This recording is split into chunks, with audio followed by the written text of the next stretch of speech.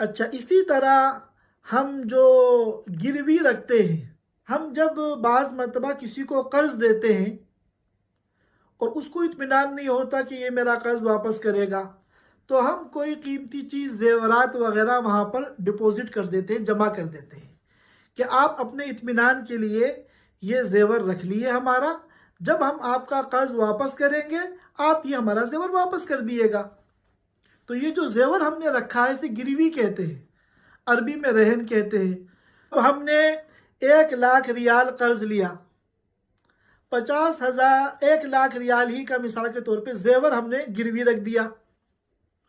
अब 5 साल के बाद हम कर्ज़ अदा कर रहे हैं और अपना ये 1 लाख रियाल का ज़ेवर वापस ले रहे हैं। तो अब इन ज़ेवरात पे जो 5 साल गुजरे हैं, इन सालों की ज़कात कौन देगा?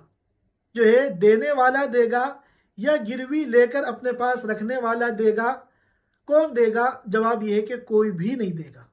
इन 5 सालों की इसकी जो ज़कात है वो किसी के ऊपर भी नहीं है, ना रखने वाले, ना देने वाले के ऊपर, ना लेने वाले के ऊपर।